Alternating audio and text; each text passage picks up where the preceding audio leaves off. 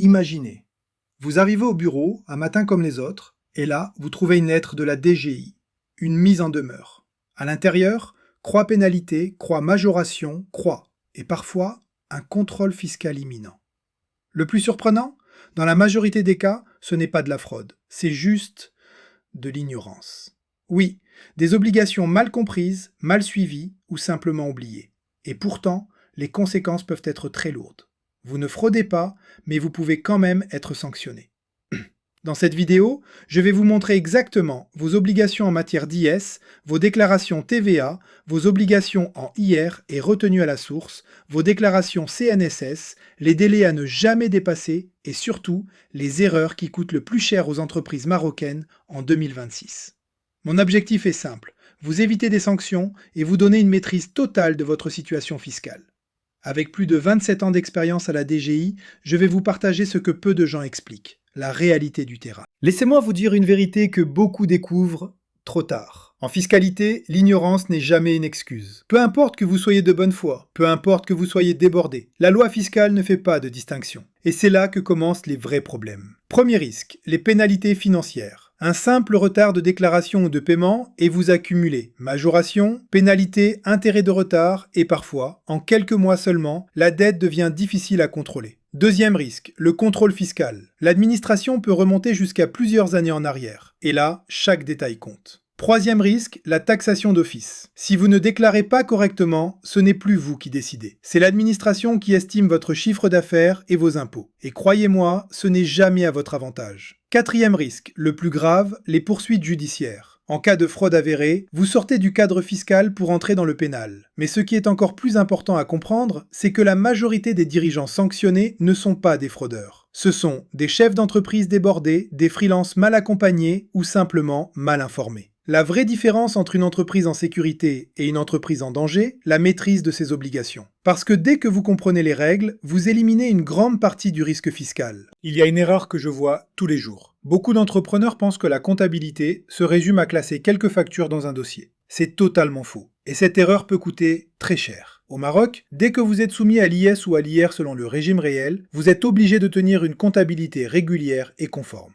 Conforme à quoi ? Coche au CGNC coche et au code de commerce. Concrètement, cela signifie que vous devez tenir plusieurs documents obligatoires. Le journal comptable, toutes vos opérations jour par jour, le grand livre, vision globale de vos comptes, le livre d'inventaire, état réel de votre entreprise, et si vous avez des salariés, le livre de paie, le registre du personnel. Maintenant, parlons des délais. Après la clôture de votre exercice, vous avez 3 mois pour établir vos états de synthèse, puis 6 mois maximum pour les faire approuver en assemblée générale. Et enfin, 1 mois supplémentaire pour les déposer au greffe. Et là, attention, si vous ne déposez pas vos comptes au greffe, vous risquez une astreinte journalière. Oui, vous avez bien entendu, une pénalité qui tombe chaque jour de retard. Dernier point est très important. Vous devez conserver tous vos documents comptables pendant au moins 10 ans. Pourquoi ? Parce qu'en cas de contrôle fiscal, c'est votre seule preuve. Retenez bien ceci, une comptabilité bien tenue, ce n'est pas une obligation administrative. C'est votre meilleure protection face au fisc. Imaginez que votre entreprise soit une personne. Oui, une personne vivante. Eh bien, l'alias fiscal, c'est tout ce qu'elle révèle sur elle. Son identité, son histoire, sa santé financière. Et cette radiographie repose sur 5 documents essentiels. Premier document, le bilan. C'est la carte d'identité financière de votre entreprise. Il montre ce qu'elle possède et ce qu'elle doit. Deuxième document, le CPC, compte de produits et charges. C'est le film de votre année. On y voit vos revenus, vos charges et surtout votre résultat final. Troisième document, l'ESG, état des soldes de gestion. Ici, on entre dans l'analyse fine. On mesure la performance réelle de votre activité. Valeur ajoutée, excédent brut d'exploitation, rentabilité. Quatrième document, le tableau de financement. Il répond à une question cruciale, d'où vient votre argent et où est-il parti? Cinquième document, et souvent négligé, l'éthique, état des informations complémentaires. C'est lui qui explique les chiffres, c'est lui qui donne du sens aux données. Et pourtant, c'est le document le plus souvent absent ou mal préparé. Et ça, c'est une erreur grave. Parce que pour l'administration fiscale, un chiffre sans explication est un chiffre suspect. Retenez bien ceci.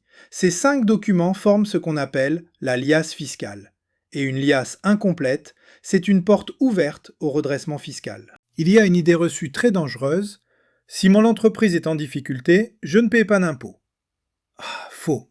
Et c'est là que beaucoup de dirigeants tombent dans le piège. Commençons par comprendre. L'impôt sur les sociétés au Maroc fonctionne avec un barème progressif, ce qui est une bonne nouvelle, parce que les PME sont favorisées sur les premières tranches. Concrètement, plus votre bénéfice est faible, plus votre taux d'imposition est réduit. Maintenant, prenons un exemple simple. Une société réalise 600 000 dirhams de bénéfice net fiscal. Ce montant ne sera pas imposé en bloc, il sera découpé en tranches avec un taux différent pour chaque tranche. Résultat, l'impôt final est souvent moins élevé que ce que pensent les dirigeants. Mais attention, il y a un élément que beaucoup ignorent, la cotisation minimale. Même si votre entreprise est en déficit, vous pouvez être obligé de payer un minimum d'impôt. Oui, même sans bénéfice. Et c'est souvent une surprise désagréable. Maintenant, parlons du délai. La déclaration IS doit être déposée dans les 3 mois suivant la clôture de l'exercice. Exemple, clôture au 31 décembre, déclaration au plus tard le 31 mars. La vraie leçon ici est simple. Les entreprises qui souffrent fiscalement ne sont pas celles qui payent trop d'impôts. Ce sont celles qui découvrent leur impôt trop tard. Une bonne gestion fiscale, c'est une fiscalité anticipée, maîtrisée et intégrée dans votre stratégie. Voici une erreur qui met en difficulté énormément d'entreprises. Pensez que l'IS se paie en une seule fois. Faux. Au Maroc, l'impôt sur les sociétés fonctionne avec un système d'acompte provisionnel. Concrètement, vous payez votre IS en 4 fois dans l'année. Mars, juin, septembre, décembre. Chaque acompte représente 25% de l'impôt de l'année précédente. Prenons un exemple très simple. Une société, Atlas Trading, a payé 90 000 dirhams d'IS. L'année suivante, elle devra payer 22 500 dirhams en mars, 22 500 dirhams en juin, 22 500 dirhams en septembre, 22 500 dirhams en décembre. Total, 90 000 dirhams. Maintenant, parlons du point clé, la régularisation. En fin d'année, si votre IS réel est plus élevé, vous payez le complément. S'il est plus faible, l'excédent est reporté sur les acomptes suivants. Jusque-là, tout est logique. Mais là où les choses se compliquent, c'est au niveau de la trésorerie. Beaucoup de gérants font une erreur classique. Ils attendent la dernière échéance pour payer. Résultat, croix tension de trésorerie, croix pénalité, croix intérêt de retard. La bonne stratégie est simple, mais redoutablement efficace. Provisionnez chaque mois une partie de votre IS. Même sans connaître le montant exact, vous lissez votre effort financier. Et vous évitez le choc en fin d'année. Une entreprise saine n'attend pas l'impôt, elle l'anticipe. Il y a une confusion qui coûte très cher aux entreprises. Croire que la TVA fait partie de leur chiffre d'affaires. Faux, et c'est une erreur dangereuse, parce que la TVA n'est pas votre argent. Vous la collectez pour le compte de l'État. Retenez bien cette formule. TVA à reverser égale TVA collectée moins TVA déductible. TVA collectée sur vos ventes. TVA déductible sur vos achats. Maintenant, voyons les taux en vigueur en 2026. 20%, taux normal. 14%, certains secteurs spécifiques. 10%, produits et services ciblés. 7%, produits de base. 0%, exportation, avec droit à déduction.